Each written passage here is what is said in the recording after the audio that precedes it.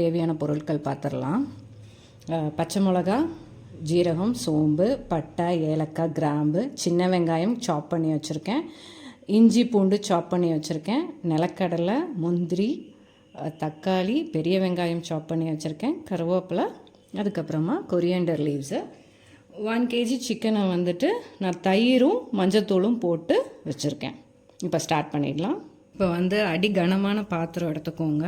So அப்போ வந்துட்டு நம்மளுக்கு சிக்கன் அடி பிடிக்காது. இப்போ வந்துட்டு சூடாயிருச்சு, நான் எண்ணெய் ஊற்றிக்கிறேன். இப்போ எண்ணெய் சூடானதும் 2 பச்சை மிளகா ஆட் பண்ணிக்கிறேன். அதுக்கப்புறமா பெரிய வெங்காயம் சாப் பண்ணி வச்சது 2 பெரிய வெங்காயம் எடுத்திருக்கேன்.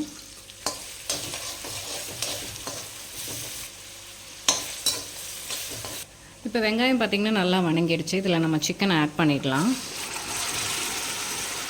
இதை நல்லா கிளறி விட்டுருங்க. ஒரு 15 to 20 minutes இந்த சிக்கன் வந்துட்டு மீடியம் ஃப்ளேமில் வேகட்டும். நம்ம லெட் போட்டு மூடிடலாம். இப்போ இன்னொரு பேனில் வந்துட்டு நம்ம சிக்கனுக்கு தேவையான மசாலாஸ் ரெடி பண்ண ஆரம்பிச்சிடலாம். எண்ணெய் ஊற்றிடலாம். இப்போது எண்ணெய் காஞ்சிருச்சு. சோம்பு ஜீரகமும் ஆட் பண்ணிடலாம். பட்டை, கிராம்பு, ஏலக்காய், கசகசா அதையும் நம்ம ஆட் பண்ணிடலாம்.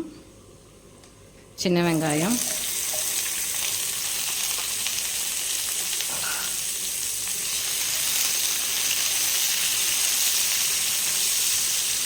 இஞ்சி பூண்டை ஆட் பண்ணிக்கலாம்.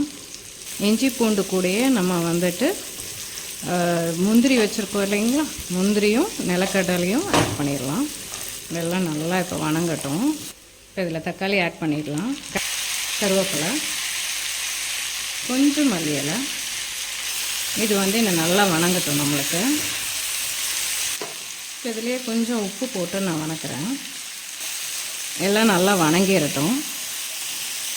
இது இப்போ நம்மளுக்கு நல்லா வணங்கிடுச்சு. இதை நம்ம ஆற விட்டு நைஸாக அரைச்சிடலாம். இப்போ என்ன பண்ணலான்னா, சிக்கன் வெந்துட்டுருக்கு. நம்ம மல்லித்தூள், மிளகாத்தூள், குருமிளகுத்தூள் இது எல்லாமே நம்ம ஆட் பண்ணிடலாம். மிக்ஸ் பண்ணி விட்டுருக்கோம். இப்போது நல்லா மிக்ஸ் பண்ணி விட்டுட்டு இது அப்படியே இருக்கட்டும். இந்த மாதிரி ஃபைன் பேஸ்ட்டாக அரைச்சிட்டோம். இதை நம்ம ஆட் பண்ணிடலாம். நல்லா கிளறி விட்டுருங்க. உப்பு பார்த்துக்கோங்க. உப்பு பார்த்துட்டு போட்டுருங்க. உங்களுக்கு பத்தலைன்னா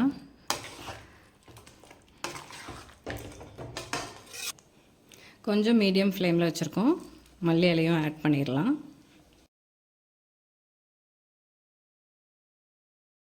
ஜஸ்ட்டு கிளறி விட்டுட்டோம்.